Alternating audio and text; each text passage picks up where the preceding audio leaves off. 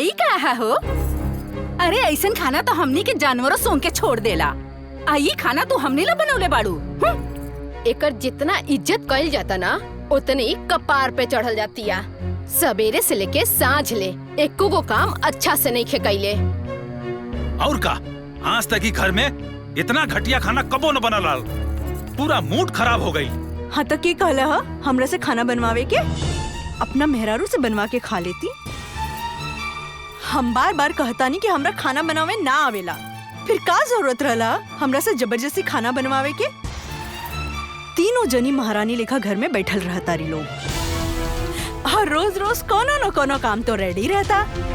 कबो कपड़ा परेस कर दा, कबो पानी ले आई के दा, कबो हाई कर दा, कबो हाउ कर दा। अरे आज तक हम इस सब काम कैले ही नहीं के, फिर कैसे करी? बड़ लोग से ऐसे बात कर जाला। तो हर माँ बाप कुछ सिखा के नहीं के भेजले का? एक को पैसा के संस्कार नहीं खेबा। अच्छा तू तो बोला ही मत। खुद अपन मर्द के लेकर के एजा पड़ल बाड़ी, मुफ्त के रोटी तोड़ताड़ी और हमके संस्कार सिखावताड़ी।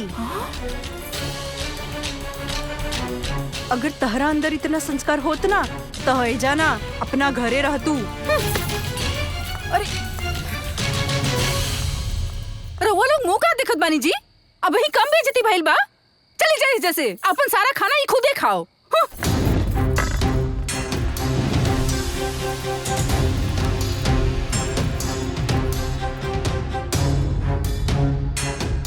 देखा ये बात अगर बाबूजी के पता चली ना तो क्या सोची अपने मन में? तनी तू समझाओ इनका के।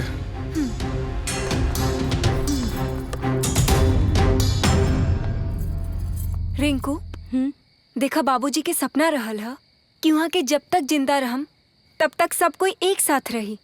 यही से सब लोग एक साथ रहेला। अगर तू ए तरीका से रहबू तो पूरा घर बिखर जाई। हाँ तो का करी? एक तो ये घर में रहत रहत ना हमार दम घुट गइल बा। ऐसा बुझाता कि जैसे जेल में बंद बानी। और वो हमके कहतानी कि इन लोग की इज्जत करी। अरे ऐसे लोग के ना कुछ कुछ के मारे के चाहिए। बड़काइल बानी हमके संस्कार सिखा। ना अब हम ना रुकब। आपन बेइज्जती ना करा सकिले और ओकर इतना हिम्मत कि हमरा कुछ भी बोल दी। देखिए शांत हो जाए। जवन चीज खातिर हमने इतना दिन से रुकल बानी उस सारा का सारा बेकार हो जाए। देखी जी, काल सवेरे अगर बंटवारा के बात ना भइल ना तो हमें घर में 1 मिनट भी ना रहा। अब हमनी से उनकर पतों के गर्मी बर्दाश्त ना हुई। अच्छा ठीक बा, काल सवेरे हम बात करब, ठीक है ना?